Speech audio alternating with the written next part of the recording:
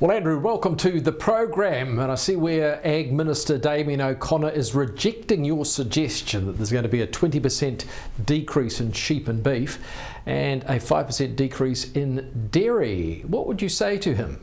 A simple way is he needs to read page 62 of his own report. It's there in black and white. It talks about, technically he may be right in that it's not 1 in 5 sheep farmers going out of business, but it is a 20% reduction in the production of sheep and beef in this country.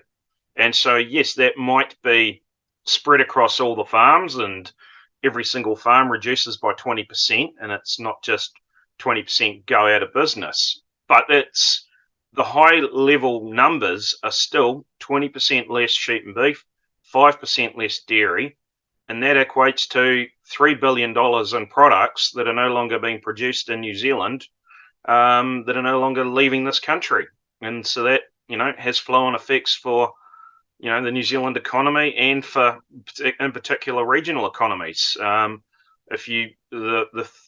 challenges we've brought up of having, say, 20% less sheep going through a processing facility still run true. That meat works. It could well be the tipping point for it. It closes down, and then it's 100% of the people that used to be employed there are no longer employed there. Yeah, so how is the proposal going? Are you getting still a huge amount of response for your proposal that you're going to put in? A lot of farmer interest and feedback. I've seemed to have everyone emailing me an alternate proposal every day that they think I need to read and review and propose. But I guess for me, in everything that I'm looking at and all the discussions that have been had, it just keeps coming back to the fact that the targets are the problem. We're having discussions on how do we alleviate the pain on the extensive sector at the moment. Well, we shouldn't have to, they're talking about, well, could the government do more? Could the government give this or that? Well, perhaps if the government didn't kick us in the guts in the first place, then we wouldn't need help getting back up again. And so it just goes back to the 2030 targets are the things that's driving the real challenge right now, and all the poor modelling all the modelled poor outcomes. And I think, we need to revisit those and look about what are we trying to achieve. I honestly think, we're the only sector that's been given a 2030 interim target. Everyone else has got a 2050 target. Why do we need this 2030 target? We know most of the science and mitigations are likely to come about after 2030, and at which point we could be well ahead of where we need to be with those mitigations available.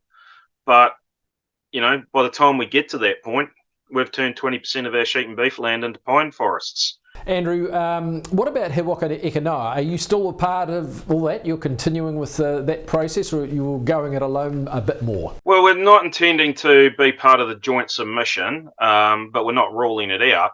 But I guess what we're focusing on is the targets. So we're going to focus on our own submission primarily. Certainly, with still talking to everyone. And, if they do arrive in a place that actually we can support this, then, we might support the parts of the joint submission, or, we could support the whole thing, depending on where it all lands at. But in the first instance, I'd go back to what we first talked about. It's the targets that are the problem. And I just want to put most of our effort into really addressing that and talking about that, rather than, to be blunt, a lot of this discussions around how we can alter the mechanism, it's all deck chairs on the Titanic type of stuff, really, if we've still got those targets in place. Does that mean He Waka Eke Noa is going in a different direction? I wouldn't say so. I mean, they're focusing on that mechanism and playing around with that, whereas, we've sort of shifted tack and actually the targets first, then worry about the mechanism.